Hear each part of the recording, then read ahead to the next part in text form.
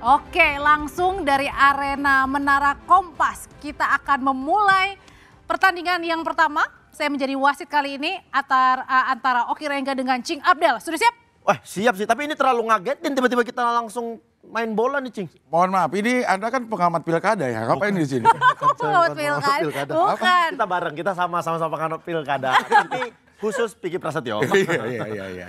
Hari ini aku datang, ya kita ngomongin sepak bola Indonesia yang lagi lumayan panas nih. Ya. Secara pemberitaan semua segala macam. Sebagai seorang mantan pemain, ya. Sebenarnya mental itu apa yang perlu dipersiapkan supaya mental itu tetap sebagai mental juara gitu. Ya kalau untuk seorang pemain bola ya, apapun itu yang nomor satu sebenarnya mental. Oke. Nantang. Tapi itu sebenarnya mental paling penting. Skill bagus, kalau mental nggak ada tuh sia-sia. Jadi yang paling penting pertama mental, setelah itu skill, baru attitude dan lainnya. Maksudnya kalau main bola kan 11 orang gitu. Itu memang masih ada groginya gitu. Ada dong Cing, pasti. Apalagi penjaga gawang, kan penjaga gawang tuh lebih kiper kan ya? sendiri di gawang. Nggak terlalu sering berbaur sama teman-teman yang di depan. Ya mungkin karena Anda sombong aja, maksudnya kan bisa deketin. Kalau saya deketin, saya tinggal dong gawang. Oh, iya benar juga. Saya harus di gawang aja jaga gawang. Oke, nah ini jaga gawang sebagai mantan pemain timnas dan juga kiper begitu ya? Saya nggak sampai timnas, seleksi aja saya timnas. Seleksi. Oke, tapi kali ini adalah gawangnya nggak besar Kak Ogi. Nggak apa-apa, tapi sebenarnya untuk mental pemain tuh, yang paling penting pertama itu adalah bisa membuat lawan jadi drop, jadi takut. Makanya tadi saya datangin Cing Abdel tuh untuk jatuhkan mental lawan. Iya sih. Saya lebih ke jaga-jaga aja ini sama dia. Takut ya, gemeteran. Kita coba aja kalau nggak, kita adu penalti aja. Oke, boleh. Kalau gitu Kita saya jadi wasit. Saya nendang. Boleh. Ya. Cing Abdel nendang. Oke, Cing Abdel di sana. Aku di kiper di sini. Oh, kiper. Oke, baik. Oke, maaf kalau kipernya gawangnya segitu, saya aja yang jadi kiper di sini. Saya kiper kaki satu aja. Okay. Biasa gitu kalau di kampung, kalau gue kecil kaki satu kipernya. Dia memang pernah menjadi kiper di PSMS Medan. PSMS Medan. Di timnas dia nggak lulus seleksi karena dia udah kenal dunia malam. Oh, dunia malam. Akhirnya coba di stand up comedy pas ya. tuh informasinya, Cing. Oke, kalau gitu kita sudah siap ya semuanya. Ambil napas. Sudah semuanya, tahan. Jangan dibuang dulu. Jangan dibuang dulu karena hitungan mundur dari saya di 3, 2, pipit. Terlalu gampang. Aduh. Terlalu gampang. Gol dong. Itu yang harus dijaga. Mental boleh bagus tapi konsentrasi harus dijaga. Yang penting masuk kan. Jadi kebobolan itu saya.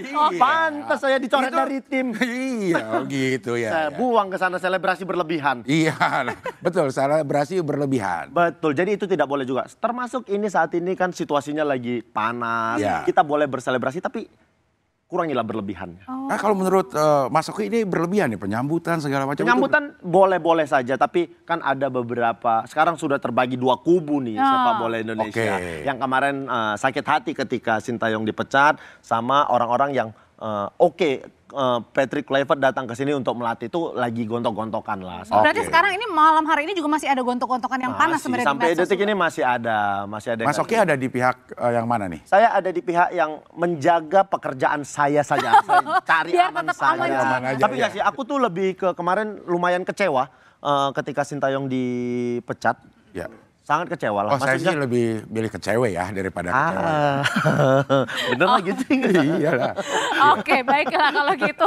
Untuk melihat atau ngupas lebih dalam lagi, kita nggak hanya sama Mas Oki aja di sini ya Cing ya. Tapi kita juga kedatangan ada wanita cantik yang juga penggemar sepak bola.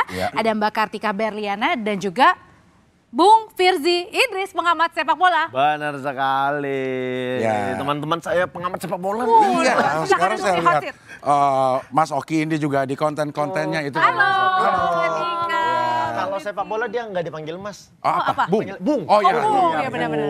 Bung Abdel ya. Mohon maaf Mas Bung Oki. Nggak usah, kalau udah Bung nggak usah pakai Mas. Oke, iya. Oke, iya. Boleh ya saya bertanya dulu ya? Boleh. Kebetulan Bung Oki yang pertama datang ini saya pengen tanya ke Mbak Kartika. Jangan panggil Mbak, sekarang zamannya Noni kan udah Belanda semua. Oh iya, karena Belanda kan kedatangannya bener lagi. Oke, iya. Oke. Gimana Bung Noni untuk Kalau udah noni, bungnya jangan dipakai. Bungnya jangan Kalau pakai bung, masnya jangan dipakai. Ini terlalu. Ini untuk panggilan aja ribet begini, apalagi pelatih ini, makanya ya.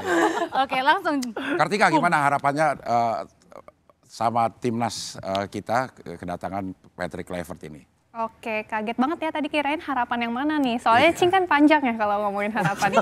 Dalam tuh. Iya.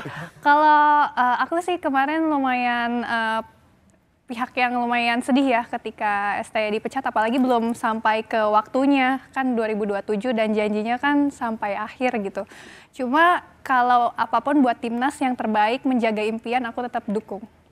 Oke, ikutin segala macam dramanya yang kemarin? Ikutin banget. Ikut baper malah. Sampai kesel nggak? Berarti barisan sakit hati ini?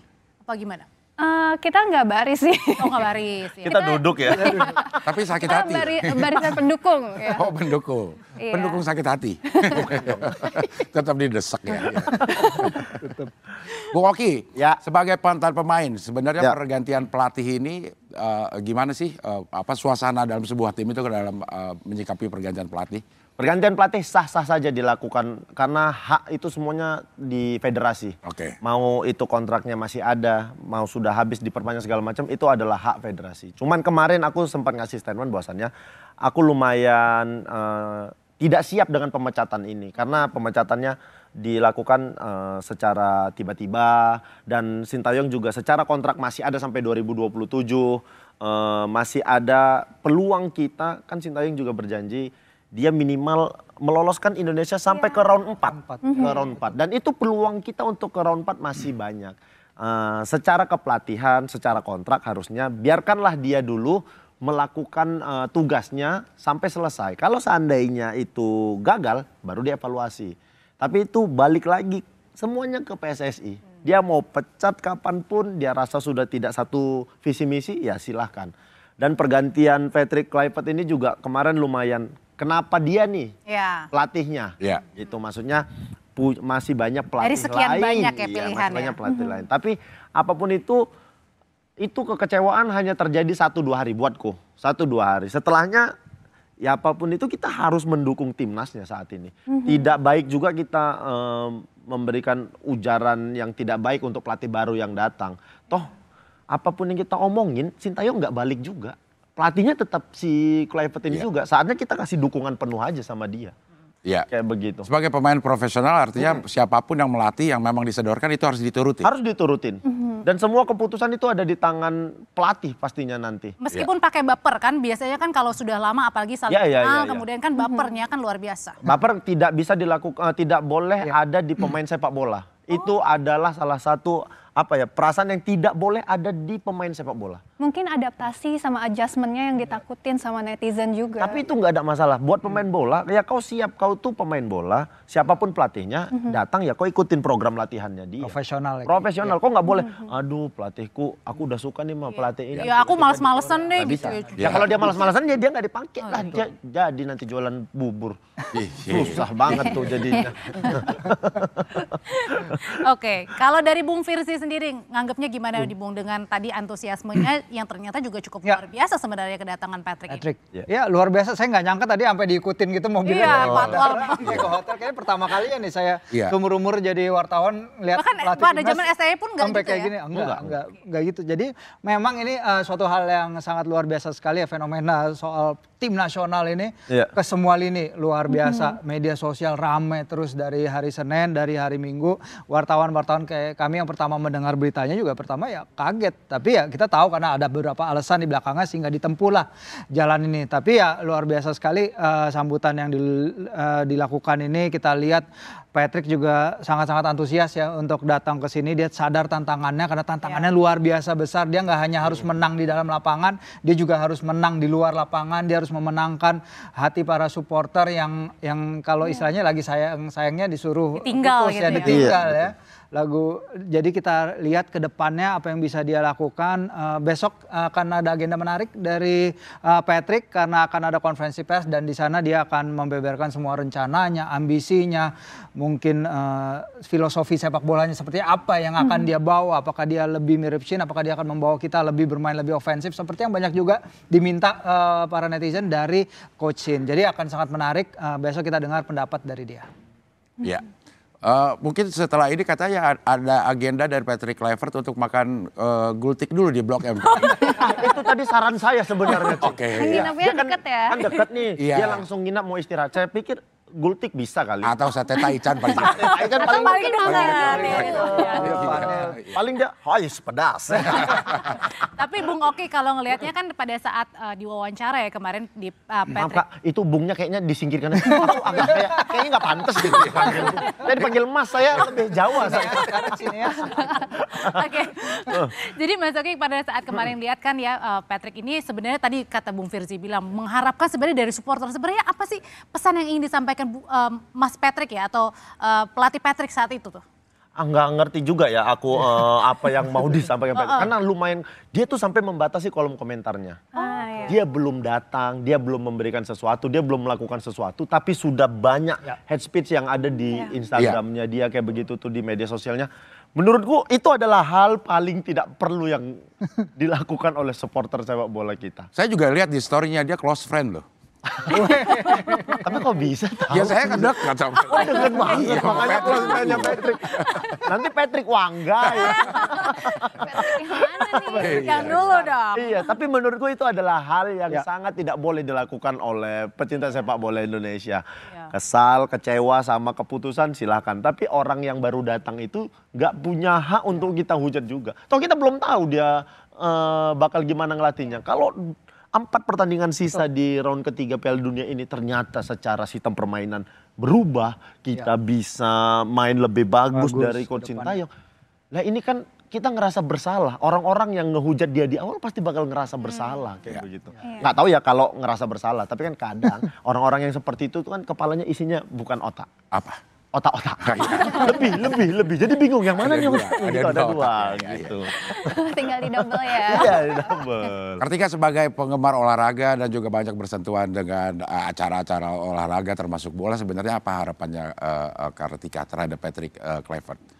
Sebenarnya harapannya banyak ya, karena kemarin kan kita juga udah over expectation juga kalau Indonesia bakal lolos ke Piala Dunia 2026. Sebenarnya untuk meneruskan harapan itu sih. Jadi kayak ada sedikit pro kontra juga kemarin ketika pelatihnya diganti dan kita mengharapkan kan semua pasti media daring nih ke STY kan dan belum tahu bakal siapa yang diganti. Jadi harapannya ada pelatih yang katanya harus Belanda yang datang ya mungkin culture-nya bakal bisa membantu dia ngeblend sama yang sekarang ada di timnas. Mungkin harapan dan juga impian kita yang kemarin katanya over expectation bisa tercapai gitu. Ya. Tapi udah move on belum sekarang dari STY? Tidak ada patah hati yang sembuh dalam 1 dan 2 hari ya. 3 hari Cing. 3 hari. Sehari doang. Tapi kalau Bung Firzi kan banyak juga yang beranggapan mungkin kenapa why now-nya ya? Kenapa timingnya? Mungkin oke lah pergantian, tapi kenapa sekarang ya? Itu juga kemudian menjadi perdebatan juga nggak? Apalagi kan bentar lagi kita di bulan Maret kalau nggak salah ya lawan Australia. Australia. Kenapa sekarang? Nah ini menarik karena kita tahu ini semua dimulai dari kejadian-kejadian yang ada di setelah laga lawan Bahrain dan China ya, ronde laga Oktober. Pak Erik menjelaskan kalau setelah ronde laga Oktober ke November itu jaraknya terlalu dekat. Sementara di November itu kita ada 2 pertandingan kandang yang sangat penting. Jepang dan Arab Saudi itu jaraknya sangat dekat. Tapi ketika itu Pak Erik juga udah ngasih nih wanti-wanti.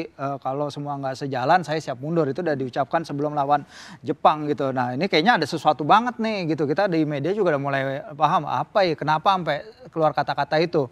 Jepang kemudian kita kalah 0-4. Ya memang kita lawan negara rank 15 dunia kalau tidak salah. Tapi diharapkan penampilannya lebih dari itu. Tapi kemudian kita menang nih luar biasa banget lawan Arab Saudi. Pertama kali kita menang lawan Arab Saudi sejak 58. Jadi timingnya tuh nggak bisa setelah itu Coach Shin pergi atau dipecat. Itu nggak bakal bisa karena kita lagi trennya lagi naik.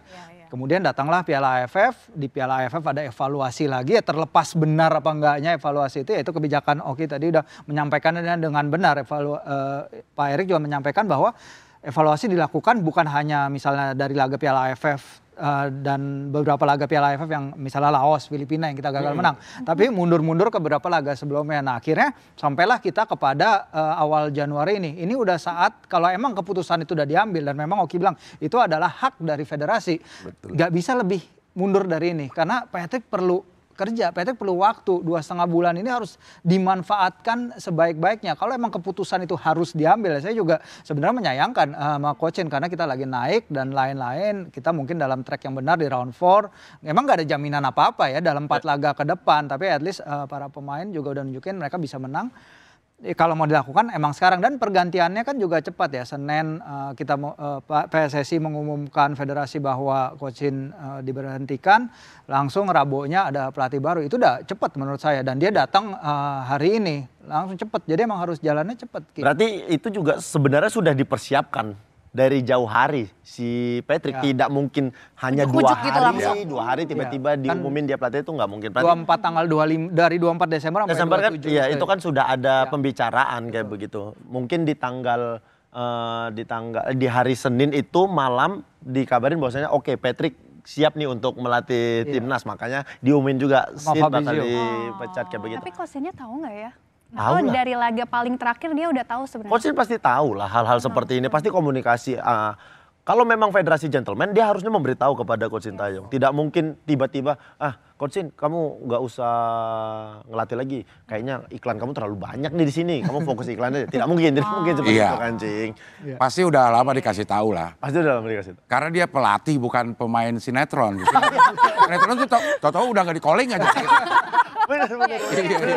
Tiba-tiba perannya mati aja. Ya, tapi 2,5 bulan atau 2 bulan ini menurut Oki cukup nggak? Nah tapi kalau untuk ukuran timnas kan tidak bergabung dalam tempo waktu yang lama juga. Coach Sintayong juga kalau misalnya kita mau pertandingan itu tuh tidak dalam tempo waktu yang panjang gitu persiapannya, Cing. Kadang ketemu pemain tuh hanya seminggu sebelum pertandingan. Jadi 2,5 bulan ini adalah waktunya Patrick untuk mengetahui karakter bermain semua pemain itu yang cukup bakal tuh 2 bulan. 2,5 bulan harusnya untuk membuat sebuah strategi harusnya cukup ya. Soalnya pemain timnas ini kan secara kualitas adalah pemain-pemain terbaik dari klubnya. Jadi kan berarti secara kualitas sebenarnya ini pemain semua punya kualitas. Tinggal bagaimana seorang pelatih meracik ini jadi sebuah tim yang solid. Tinggal itu aja sih yang Mas Oki kan ini kan Patrick ini striker ya, mantan striker ya. Apakah memang ini mungkin mau dicoba dicari oleh Pak Erik adalah mantan striker ini supaya lebih menyerang gitu loh? Sebenarnya kalau itu sulit juga dijawab. Soalnya ketika Sintayong itu mendatangkan pelatih striker juga. Pelatih striker, ya. Kita mendatangkan pelatih striker, tapi memang kebanyakan taktik dari Sintayong adalah counter attack. Makanya kita itu lebih, kalau dilihat kita banyak sekali pemain-pemain yang pemain diaspora diambil posisinya pemain bawah.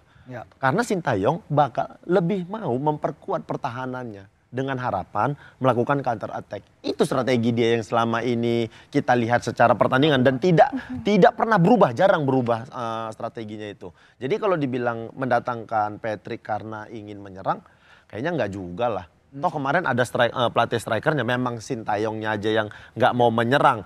Ini tinggal kita lihat apakah Patrick juga tapi akan melakukan counter attack. Resikonya kita juga kena serangan. Betul. Lebih bahaya, lebih kebuka. Pelatih tuh tahu secara kualitas permainan kayak lawan Jepang. Kalau kita tidak bertahan, kita bakal kalah lebih dari 4-0. Betul. Ya ini adalah strategi lawan Arab. Kita juga counter attack kok. Gol kita tuh serangan balik dan itu berhasil. Kayak begitu. Tinggal kita lihat aja Patrick ini gimana, apakah dia bakal. Nah ini yang menarik, ada 2 asistennya yang secara kualitas nih bagus sekali nih. Satu Pastor, satu lagi Lanzat ini bahasa Indonesianya lumayan. Si Pastor ini sudah meloloskan sekitar 3 kali tim dari second divisinya Belanda ke Eredivisie kayak begitu. Ini analisa yang sangat tajam dari Oki. Coba tolong ulangi Ki tadi apa saya? Terlalu panjang. Oh terlalu panjang ya. Nanti kita bahas usai jeda aja. Gak disimak berarti tadi. Gimana kalau kita main catur aja? Oke, kita balik lagi ya Cing ya. Iya. Usai jeda berikut, lihat tetap bersama kami, saudara, jangan kemana-mana. Kembali lagi di Sapa Indonesia Malam Akhir Pekan, kita masih ngomongin soal kira-kira taktik dan kemudian harapan dari teman-teman tentunya masyarakat Indonesia ke depan dengan adanya pelatih baru. Nah, Bung Oki, biasanya kalau Coach Sin itu formasinya? Dia biasa pakai 3-5-2 ya. 3-5-2. Lebih ke 3-5-2 dia biasanya. Dia pakai 3 pemain bertahan, dia pakai wing kanan kiri. Bukannya 5-3-2. Kalau jadi gini, ketika bentar, Anda pemain bola bukan sih? Pemain bola. Jadi begini, 3-5-2 itu ketika menyerang, ketika bertahan jadi 5-3-2. Kayak begitu. Oh. Jadi ada transisi. Oke, kalau gitu sekalian aja kita tes. Kalau jadi coach atau pelatih, narasumber kita ini akan dengan segala kapasitas pemain, kira-kira akan menerapkan formasi apa? Kalau Coach Oki, kalau aku dengan kapasitas pemain segala macam, kita kan nggak tahu ya Patrick bakal pakai formasi apa. Tapi kalau kulihat dengan formasi yang ada saat ini, dengan skuad yang ada saat ini aja ya, kita mungkin bisa pakai 4-3-3 kali. 4-3-3 tuh dengan kipernya kenapa nggak dihitung sih? Kalau ini maksudnya 1-4-3-3 gitu aja. Satu kasihan dia ya, kasihan. Kita sebut dari awal, kita dari penjaga gawang mungkin kita bisa pakai Martin Paes sudah pasti. Kita ada Martin Paes. Nah, ini kita punya stopper bagus, ada 2 orang, ada Mes Hilsger, ada Jai Ijes juga. Mereka bisa 2 di bawah, di kanannya ada Kevin Dix, di kirinya Kevin Cox. Betul. Ali Akbar tuh, Kevin Cox. Kevin Dix ininya bisa Kevin Verdong. Oke, di tengah di sini ada Ivar Jenner bisa main, di sini ada Tom Hai. Di sini tempat cari Ini kan lagi main catur ya? Di sini ada Tom Hai, gelandang bertahannya, ada Ivar Jenner, di sini ada Tom Hai bareng Marcelino. Ya, di kiri ada Rafael Street, di depan ada Orat Mangun, di kanannya kita masih punya.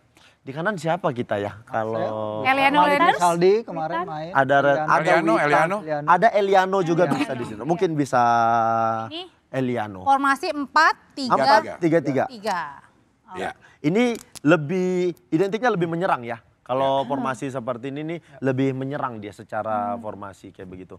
Karena ini pemain bek kanan kirinya bisa bantu sampai ke depan kayak begitu. Ketika menyerang ya, ketika bertahan ini bisa jadi 5, jadi 2 kayak begitu. Ini apa? Itu bola. Oh, itu bola. Ini wasit. Ini linesman. Ini wasit ternyata. Bung Firzi, ini setuju juga formasinya 4-3-3. Ada formasi tersendiri nih. Atau ada formasi lain dan pemain-pemain lain. Silakan. Boleh maju. Silakan. Karena ini ada direktur teknik yang baru kan? Ini yang dicari-cari. Ternyata selama ini ada di Palmera. Benar. Luis Van Del. Oke. Gak usah jauh-jauh ke Belanda jadi ya. Ini direktur teknik yang baru. Mungkin kalau Oki kan tadi 4-3-3. Kalau saya mungkin masih pakai 3-4-3 ya. Karena kalau lihat-lihat bagaimana Kluivert dia bermain, dia juga pernah bermain 3-4-3 di Ajax, dia juga pernah bermain dengan formasi ini. Sementara di Alex Pastoor, asistennya itu yang kayaknya juga bakal memberikan technical pendampingan yang besar ke Patrick, dia itu biasa main 3-4-3 atau 4-3-3. Dia main 4-3-3 tapi ketika Almere City klub terakhirnya itu di kasta kedua Belanda. Jadi ketika dia naik kelas, naik ke Eredivisie, dia itu akan bermain 3-4-3. Jadi memang seperti yang tadi Oki bilang lah, biasa di belakang kita udah tahu otomatis ini bisa si Hilgers, ini bisa si Jai, Rizky Ridho. Saya tetap berharap dia tetap mendapatkan tempat. Kita perlu koneksi itu juga dengan Ridho. Kevin Dix bisa bermain di sektor back sayap kanan, sama ketika dia membuat Kaoru Mitoma mati kutu pada babak pertama, 40 menit pertama laga lawan Jepang. Terus kemudian tengah ini Ivar dan Tom udah pasti, ini Verdong udah pasti, ini Ragnar dan juga Rafa mendukung oleh Romeni yang akan datang nanti di depan. Tunggu dulu, oleh Romeni belum ada, yang ada aja sekarang. Oh, yang ada aja, yang ada aja. Jadi kalau udah gitu terlalu pasti nih informasinya nih masnya nih. Udah pasti. Oh, ini kayaknya udah. Ya, hampir lah. Udah. Kalau enggak Ragnar, Rafa, dan di kanan kita lihat biasanya Coach Sin di posisi wing kanan dia suka menempatkan pemain-pemain liga domestik kita yang luar biasa mainnya. sebenarnya dari zaman Egy, dari zaman Witan, dari zaman Yakob Sayuri dan lain-lain, Malik Rizaldi juga pernah main di sana. Jadi siapapun bisa menempati ini, saya harap karena waktunya tipis ya, waktunya sempit. Mungkin liga kita sebenarnya akan berhenti 1 minggu sebelum ronde laga Maret. Mungkin dia akan ketemu pemain-pemain lokal lebih dulu, dia bisa akan mengadakan training camp dengan pemain-pemain lokal lebih dulu. Harapannya dia akan bisa kenal lebih lokal dan bisa menunjukkan jati dirinya agar bisa mendapatkan tempat pemain kayak Ridho, pemain kayak Malik Rizaldi atau siapapun di sayap kanan bisa. Tapi mungkin nggak kira-kira nanti pada saat kenalan itu akan diganti lagi para pemainnya? Bisa aja, bisa aja. Dia masih punya waktu untuk melihat pemain-pemain lagi bertanding di Liga 1 saat ini. Apalagi pas training. Iya benar-benar. Betul sekali. Kalau Coach Kartika, setuju gak sama... Kalau aku lebih tadi 3-4-3, tapi... Silakan Mbak. Oh Nona ya, Nona. Noni. 3-4-3, tapi ini lebih ke dream team aku. Kalau tadi kan kakak-kakak itu lebih memilih kayak misalkan ada Kevin Dix. Karena Kevin Dix tuh terlalu jago ya, terus takut di-isolate sama diserbu kayak kemarin sampai cedera ya. Jadi aku kayak lebih milih tuh di belakangnya Jai Mes sama Rizky Ridho. Terus yang di samping sini yang nemenin itu Calvin Verdong sama Sandy Walsh. Ivar? Sandy Walsh. Iya, kayak Ivar gitu. Di tengah ya? Nah, kalau aku di ini malah sama Tom Hai sama Nathan. Sama Nata. Iya, di sini aku sih lebih pilih Marcelino. Di depan. Iya, kayak karena ya sini ya terserah deh, ada Eliano juga nggak apa-apa. Tapi yang jelas Marcelino harus dipakai dari awal. Sebagai coach kayaknya nggak ada deh, ya terserah deh yang Ya itu nih coachnya nggak enakan. Oh iya. Nggak enakan kan karena saking semuanya bagus-bagus. Iya, coachnya nggak enakan. Coach saya main, terserah lah. Ya terserah, enggak gitu. Apalagi tampaknya ganteng-ganteng kan. Kan gak enak, sampai naik wae. Iya. Ini dari beberapa berita yang saya dengar gitu ya, ini di luar masalah teknis juga kehadiran Patrick Kluivert ini katanya juga supaya gampang melobi pemain-pemain diaspora lain yang bisa mau masuk ke dari Belanda gitu ya. Apakah memang kita masih butuh pemain diaspora? Kan Emil Auder mau datang kan, Kak? Itu udah pasti. Ya, ada beberapa kabar ya. Ada beberapa kabar juga yang udah diterima oleh Komisi 10 ya, beberapa nama tambahan. Tapi mungkin beberapa nama itu untuk line up tim U20 juga masih akan ada beberapa yang diproses. Tapi kan yang paling dekat memang oleh Romeni dan juga Jairo Riedewald. Itu adalah back gelandang kelas Premier League yang mungkin akan datang juga. Ya ini menciptakan layer lagi bagi timnas kita dan kedepannya ya kita lihat pasti komunikasi tentu akan sangat bagus. Tadi Cing udah bilang bagaimana Patrick Kluivert, kita harus ingat Patrick Kluivert mungkin sebagai pelatih CV-nya kurang mentereng, tapi sebagai pemain dia pencetak gol kemenangan Ajax di final Liga Champions 1995. Dia top skor Euro 2000 bersama timnas Belanda. Untuk 10 tahun antara 2003 sampai 2013 dia megang rekor top skor di timnas Belanda dengan 40 gol. Jadi ini adalah sesuatu pemain seorang yang ketika bermain dia kalibernya kelas berat. Jadi ketika pemain-pemain itu growing up, mereka pasti melihat, oh ini Patrick Kluivert saya akan dilatih itu ya. Semoga harapannya dia akan bisa mendapatkan itu aura itu yang diperlukan timnas. Oke, memang mungkin katanya sih salah satu pertimbangannya kenapa juga memilih Kluivert juga karena alasan bisa bahasa Indonesia ya, berkomunikasi lah minimal Inggris ataupun Indonesia. Nah tadi juga sebenarnya kalau kita lihat nih setibanya di Fairmont Hotel gitu, pelatih baru timnas Indonesia Kluivert ini sempat menyapa media dan para pendukungnya yang sudah menunggu sejak sore hari dengan mengucapkan selamat malam. Kita lihat. Oke. Thank you. Sorry. Selamat malam. Selamat malam. Oke. Itu kayaknya wartawan iseng aja tuh. Selamat malam. Tapi itu udah latihan tahu di pesawat. Jangan gitu. Oh nanti kalau aku jumpa wartawan, apa sih yang ku bilang gitu, bilang aja selamat malam. Tadi nggak kerekam sih ya, maksudnya. Jadi juga ngomong santai, enak. Itu lebih ke Obama. Itu Obama sih. Denny Lanzat juga tadi cukup lama di depan kamera dan juga banyak mengucapkan kata. Lanzat tuh jauh lebih punya lebih lancar dalam berbahasa Indonesia. Itu juga yang digunakan PSSI untuk bisa berkomunikasi dengan pemain-pemain kayak begitu. Betul. Tapi juga pasti bakal ada penterjemah lah pastinya. Oke, kita bisa lihat Denny Lanzat ngomong Indonesia nih. Ngomong apa ya kita lihat ya. Terima kasih. Terima kasih. Apa kabar? Thank you. Good luck. Thank you. Terima kasih. ya ngomongnya terima kasih apa kabarnya fasih. Iya, logatnya juga oke. Karena cuman itu yang dia latih 2 tahun. Jadi fasih aja. Terima kasih, apa kabar? Terima kasih, apa kabar? Ketika ditanya, baik, bagaimana Lanzat penerbangan selama dari Belanda? Dia bingung, aduh jangan ya. Tuh belajarnya tuh gitu. Nah, tapi kayaknya Lanzat tuh memang lebih pasti berbahasa Indonesia. Tapi apakah memang isu bahasa ini masih penting? Mengingatkan juga banyak orang Belanda gitu. Jadi nggak usah harus bisa bahasa Indonesia juga nggak sih? Kalau tapi ini kan memang pakai tetap ada pelatih lokal, Ci. Pemain lokal. Oh, pemain lokalnya ya. Iya. Dan ada pendamping juga 2 ya kalau tidak salah dari Indonesia nanti ya. Iya, ada Kabarnya asisten pelatih itu. 2 orang nanti dari Indonesia. Inilah saya lagi siap-siap nih. Oh, salah satunya mau dipanggil Bukan, Ci. saya siap-siap nunggu berita aja. Iya. Saya siap-siap Udah nunggu ada berita aja. Dirtek ya, udah ada. Pelatih kiper ada. Iya. Aduh, saya belum ngambil lisensi nih. Ini Kalau diajak, mau nggak ngelatih penjaga gawang timnas tuh? Saya langsung kayak, Maaf, saya lebih concern dunia malam. Tapi biasanya lisensinya apa? SIM apa? SIM apa kalau misalnya mau jadi? kalau kiper apa ya? Aku kurang tahu. Tapi kalau kayak pelatih kepala tuh harus minimal kalau di Indonesia tuh ada AFC kayak begitu. Ada yang FIFA Pro juga lisensinya Pro, kayak UEFA begitu. Pro, UEFA Pro Patrick, kayak begitu. UEFA Pro, betul. Jadi kalau mau ngelatih harus minimal. Kalau timnas tuh minimal UEFA Pro atau nggak tahu ya kalau timnas. Ya, UEFA Pro betul. Ya, minimal kayak begitu. Ya. Jadi kendala bahasa sepertinya sekarang sudah bisa teratasi kalau memang komunikasi itu menjadi isu di kepelatihan yang kemarin, Bung. Makanya kemarin kan Bung Firji bilang, federasi bilang salah satunya adalah kendala komunikasi. Ya. Antara, nah ini kemarin aku sempat tanya, ini komunikasi siapa? Coachin dengan pemain apa coachin sama federasi? Komunikasi yang mana nih yang terkendala kayak begitu? Tapi sebermasalahnya komunikasi banyak juga kan prestasi dari coachin 5 tahun ini. Itu aja udah ada kendala loh, kayak gitu. Dengan berbagai macam kendala ada prestasinya cukup meyakinkan gitu ya. Iya. Lah kayak begitu. Biar jadi masa lalu lah itu. Masa lalu ya. Yang belum move on kayaknya nih ya. Belum move on nih. Kebanyakan nonton drakor, Ci. Iya.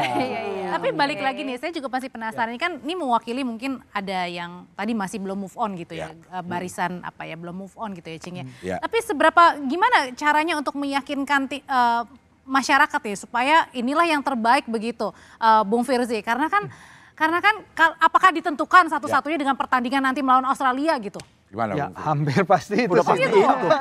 4 pertandingan itu Patrick punya kesempatan besar untuk memenangkan hati para fans. Jadi di dalam lapangan hasil yang diharapkan kan memang oke, misalnya tandang ke Australia dan tandang ke Jepang mungkin kita nggak diharapin dapat kemenangan. Tapi Bahrain, laga balas dendam kita lah setelah pertemuan pada leg pertama yang benar-benar sakit hati. Semua itu secara emosional GBK akan emotionally charge, akan mendukung luar biasa timnas kita setelah apa yang kita alami di Rifa kemarin di stadion mereka.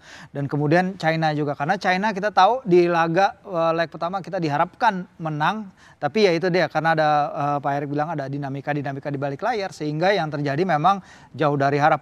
2 kemenangan itu 6 poin tambahan yang akan bikin kita nyampe ke 12 poin itu setidaknya cukup untuk mengantar kita ke round 4 kualifikasi yang diharapkan oleh federasi tadinya ke coachin dan sekarang akan menjadi beban sangat berat bagi Patrick untuk langsung dia harus nyetel sama pemainnya, jangan hanya pemain abroad, jangan hanya pemain diaspora tapi juga pemain lokal, dia harus bawa pemain jadi satu, fokus karena kita tahu para pemain juga mengalami beberapa gangguan ya Kia di media sosial mereka. Dan harapannya memang para pemain 2 bulan ini kita kembali fokus lagi menetapkan target untuk kita menuju Piala Dunia 2026. Jadi kemungkinan untuk dipecat pun masih ada sebenarnya kalau memang Masih dong. 2 atau 3 pertandingan ini tidak sesuai harapan-harapan. Ngapain lah kita mempertahankan pelatih yang tidak bisa memenuhi target? Tapi biasanya berapa nih targetnya? Apakah 1 tahun, harus berapa tahun atau? Enggak, ini kan dia Kualifikasi dikontrak, Piala Dunia, dia kan dikontrak 2 tahun nih sampai 2027. 2+2, betul. 2+2. Kalau seandainya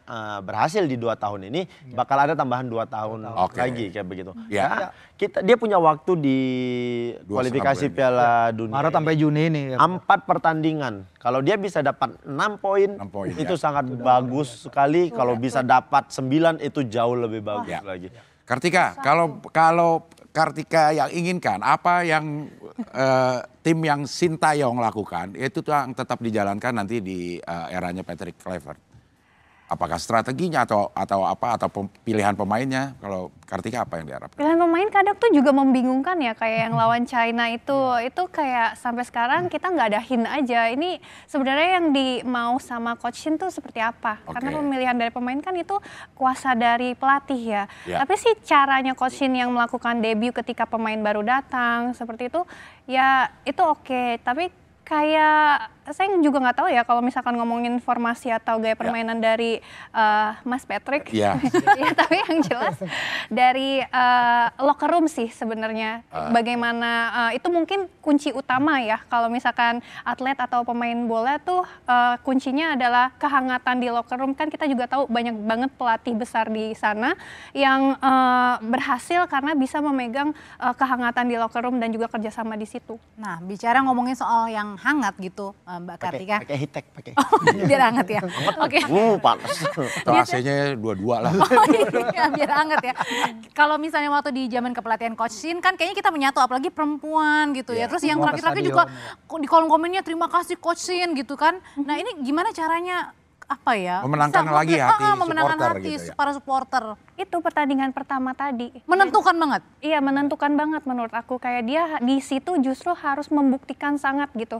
Dari hasil pastinya ya. Kalau banyak juga kan dari kita nggak ngelihat prosesnya kayak apa ya. Kayak yang penting hasilnya selalu baik kayak gitu. Dan mungkin untuk besok ketika dia lagi press con pertama kali ya. Itu bagaimana dia mengkomunikasikan apa yang akan dia lakukan itu juga pasti akan bisalah sedikitnya gitu merangkul lagi netizen Indonesia agar jadi satu lagi gitu. Iya, ini kan pada pertandingan terdekat adalah melawan Australia gitu. Sebenarnya apa sih ininya?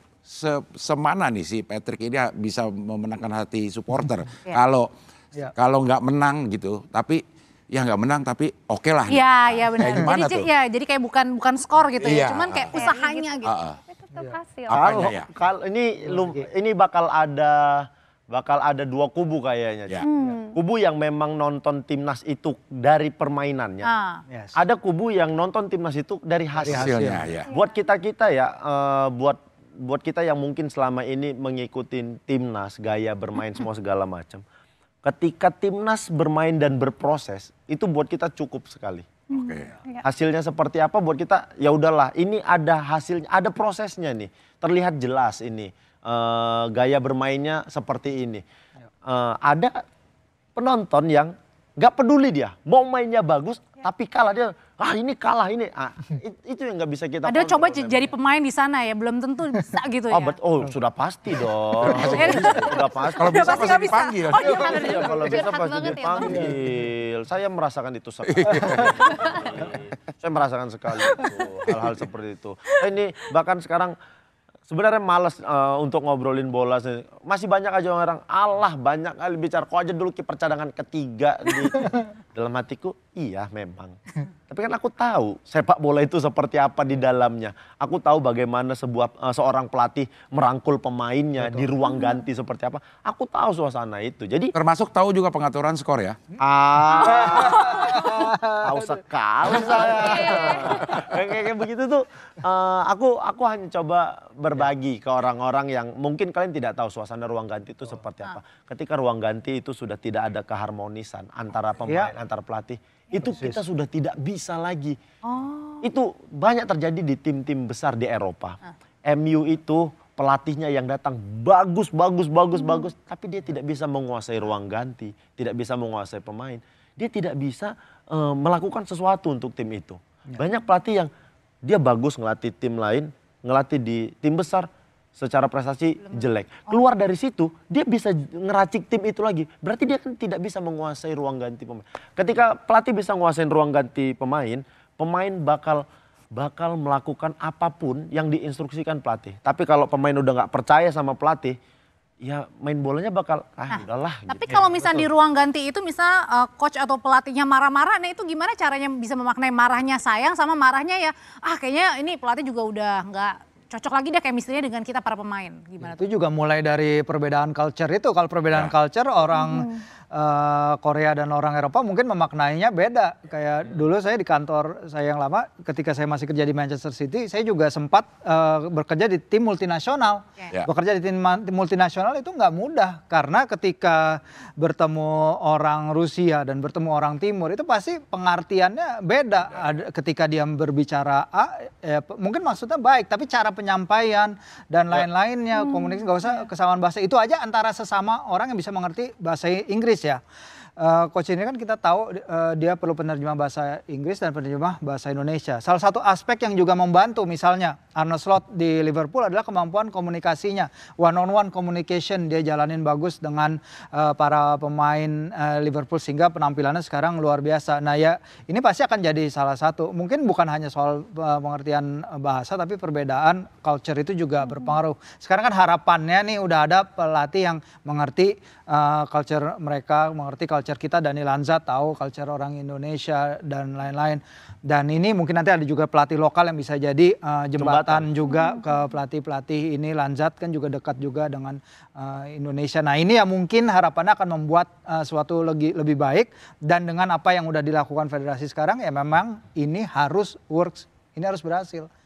Harus berhasil dalam 4 laga ke depan itu sampai Juni ini akan luar biasa nih pemberitaan ke depan nih pasti. Iya. Mungkin perbedaannya kalau pelatih marah-marah itu dalam kerangka sayang, mungkin dari bahasanya juga. Misalnya, kamu harus menggunakan lebar lapangan dong sayang. Nah itu karena sayang. Itu karena sayang. Tapi kalau nggak pakai sayang artinya marah. Marah. Oke, tetaplah bersama kami saudara, kita masih akan banyak lagi mengupas ya soal timnas dan juga kedatangan pelatih baru, Patrick Kluivert. Ya, sekarang kita akan bermain tentang TOM. Apa itu? Top of mind. Oh, top of mind. Cuma disingkat doang. Males. Cuman males nyebutin panjang. Iya. Tapi dari video tadi kita dapat pelajarannya. Apa pelajarannya? Sebanyak-banyaknya head Upaya speech melompat. di komen. Kalau ketemu minta foto juga. Betul. Oh iya benar juga ya, benar-benar. Karena kan udah dibilang ada 2 kubu. Kan ada juga yang percaya dengan Patrick Kluivert datang. Jadi kayaknya sebenarnya udahlah biarin aja. Mereka yang capek tuh nanti. Ya. Oke, kita juga nggak usah pikirin mereka. Kita bermain aja sekarang. Iya. Ini main apa nih, Cing? Toh Patrick sekarang lagi makan gultik. Iya. Kita main top of mind. Jadi kita akan tampilkan satu gambar dan para narasumber ini harus menyebutkan apa yang terpikir pertama kali. Satu kata ya? Satu kata. Begitu melihat gambar ini. Gak boleh sama. Dulu Nggak usah. Gak boleh. Kalau sama ulang lagi Cing ya sampai selesai. Oke, yang pertama. Foto yang pertama mana? Ya ini fotonya. Oh ini fotonya. Oh fotonya ini. Iya. Ini nih Cing. Ini fotonya ini. Oke, Kartika apa? Lolos. Ya gue juga mau bilang gitu. Yang lain. Iya. Berarti 12 poin. 12 poin. Bung Oki. Peluang. Peluang. Apaan sih Ki? Peluang maksudnya apa coba? Kalau ini sebentar ya. Ini lolos oke. Kalau 12 poin artinya menang semua. Peluang. Masih punya banyak peluang, lolos langsung bisa, playoff juga bisa. Pintar juga ya jawabannya. Pintar emang ngeles ya. Takut digeruduk netizen. Peluang itu doang. Peluang. Oke, yang kedua. Nah. Ini. Mana? Ini. Ya. Oh. Kartika. Pintar. Kok pakai ketawa? Iya kok ketawa. Pintar. Oke, pintar. Oke. Bung Firsi. Membangun timnas. Membangun timnas. Pebisnis. Ikan satu kata. Hah? Membangun. Membangun. Ini lagi-lagi Bung Oki tadi bilang apa? Pebisnis. Kenapa? Iya. Alasannya menyebutkan bisnis. Dia betul-betul pebisnis bukan cuman di banyak bidang, termasuk salah satunya sepak bola. Dia punya Oxford dulu, dia punya Inter. Kalau bukan orang les Inggris itu Oxford les bukan tim sepak bola saat ini. Ya. Bukan dictionary. Kalau bukan seorang pebisnis nggak akan mungkin mau beli klub di Eropa. Oke. Pebisnis. Jadi harus ada hitung-hitungannya juga. Tadi nyapu terus. Iya. Tapi memang bener nyapu terus salah terus nyaku. Terakhir gambarnya. Siapa sih nih? Oke, Kartika. Mat tunjuk. Semangat. semangat. Yang terpikirkan pertama kali itu adalah semangat. Iya, karena kasihan loh dia dapat head speech banyak banget. Pasti susah banget buat bangkit. Kecuali dia nutup kolom komennya ya. Jadi Chayo gitu ya kalau bahasa Korea. Fighting. Fighting, oke. Bung Firzi. Pelatih. Pelatih. Iya kan benar. Iya. Oke. Ini mau yang biasa apa yang mau yang dipertanyakan? Dari hati aja. Ya, yang terpikir pertama kali aja. Tajam. Tajam. Kenapa tuh? Iya. Tadi bilang Bung Firzi dia salah satu top score di Top score Euro 2000. Di Euro. Di Barcelona dia bagus gak? Di Barcelona dia juga Bahkan bagus. dibikin lagu oleh Roma Irama. Apa tuh kayak gimana? Dalam aku Barcelona. Berkelana. Gak ada yang tahu lagi. Ada yang suka nyambung. Ada yang lebih kesini nggak? Beda ya, beda gapnya. Oke, masih ada. Oke. Dalam aku berkelana Barcelona jadinya. Kita masih ada punya satu games lagi ya. Oke. Ya. Oh, masih ada lagi. Ini boleh menjawab masing-masing ya. Oke. Berapa jumlah pelatih Belanda yang pernah melatih timnas Indonesia? Nah, ini apa pas Patrick apa sebelum? Pasti kakak tahu kan? Sama Patrick. Oh sebelum Patrick deh. Oke. Sebelum Patrick. Ada berapa? Batika. Aduh nggak tahu. Langsung aja Dimulai jawab aja. pada zaman Jan Pieterszoon. Saya aja belum akhir. Itu kayak buka pelajaran sejarah lagi lama. Dan pintu syukurnya siapa cek? Gubernur Jenderal yang bikin kebun raya. Tapi dia ngelatih timnas kan? Tebak, iya. Yang ngapain? Berapa? Cuman angka kan? Iya, angka sebutin aja. siapa. Misalnya 5, Tiga aja, tiga. Tiga, tapi ada ingat. Tiga kan berarti ada dong ingat salah satunya. Si Depannya Patrick Kluivert. Oh, oke, boleh juga. Oke. Bung Bung. Firzi. Siapa ya? Yang saya ingat Wim Reisbergen. Terus Sebutin siapa aja juga kita nggak tahu kok. Peter Kira-kira aja, Huistra, kira-kira Peter Huistra misalnya. pernah sementara, Fopedahan pernah sementara. Ya. Ini terhitung pelatih sementara Belum. apa enggak? Iya, Ya. apapun lah. terserah. Apapun lah. Kita juga nggak mengerti.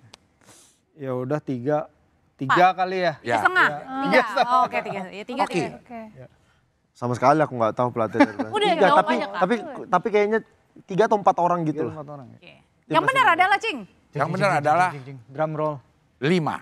5 ya. Siapa aja? Satu Satu. Ini dia. Satu. Ini dia. Satu nih Cing, ayo coba ngomong Cing. Franz van Balkom. Oh ada Henk Ulen. Wim. Apa nih? Riesbergen. Kenapa lupa Henk Ulen? Will Werver. Ya, Henk Ulen dan Peter Huistra.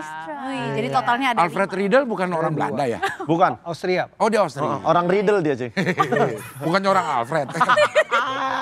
Enak banget di tektokannya.